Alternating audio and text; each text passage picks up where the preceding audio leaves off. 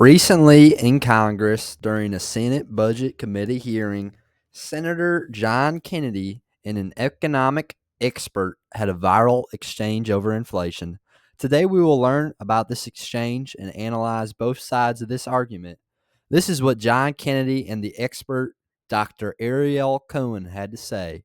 I think I'm going to ask a few questions. I think these are yes or no or I don't know questions. The last 3 years, unfortunately, the United States economy has experienced substantial inflation. Is that correct? Yes, sir. And Yes, sir. that inflation is man-made, is it not? Any inflation is man-made, sir. And that man's name is Joe Biden, is it not? Cannot answer that, sir. Okay. Since President Biden took office, average electricity prices in the United States are up 29.4%. Are they not? I'll have to check the data and get back to you on that, sir. And isn't it true that electricity prices have increased under President Biden, have increased 13 times faster than the previous 7 years? I'll have to check the data, sir. Okay. And the National Energy Assistant Directors Association. I don't know if you're familiar with them. I've checked them out. They're a reputable group. They say that the average United States electricity bill will go up 10% this year and 10% next year. Is that correct? Again, I'm not familiar with the data, but I can point out, sir, that in Europe, I'm not interested in in Europe. Europe, prices are 2.5% to 3% higher. I'm interested in our people right now who are having to, Our people have, who are having to sell blood in order to pay their electricity bill. goodness, A substantial portion of this inflation in electricity, up 30% since President Biden took office, is directly related to his energy policies. Is it not? energy prices fluctuate based on supply and demand of all sources of energy, yes. I think it has nothing. Is that a yes or no? It's a very complicated economic I question. understand. Give me an answer. Did President Biden's policies contribute to the inflation or didn't they? Both Republican and Democratic administrations infuse the economy with trillions of dollars, which contributes to the inflation. Yeah, Yes. I don't believe any Republicans voted for the Inflation Reduction Act. Is that correct? I don't know. Well, I do. $1.2 trillion, Green New Deal. No Republicans voted for it. You want to amend your answer? I'll amend my answer that under President Trump and under President Biden, trillions of dollars were infused into the economy under Trump, and electricity contributed prices went to up 5% inflation. over 4 years, and under Biden they went up 30% over 3 years. Which is better? Say again, under Trump, please. Under Trump, electricity prices went up 5%. Under Biden, they went up 30% over 3 years. Which is better? Clearly, lower rise in electricity prices better. All right. However, Senator Kennedy attacked this man intellectually as perfectly as you could do it, and at the same time exposed how biased this expert truly is by starting off with asking if inflation is man-made and having the expert agree.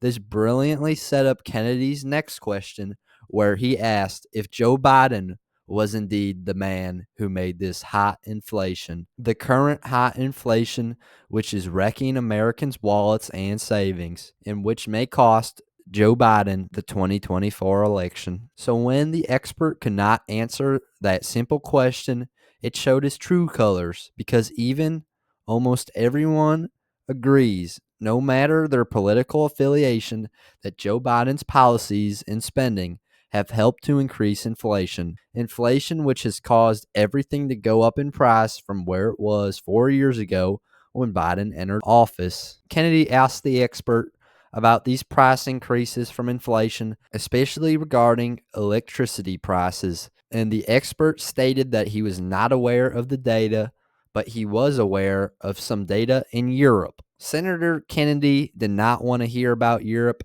as he shut down the experts' try at deferring the topic away from where it was going, and it was going straight towards Joe Biden.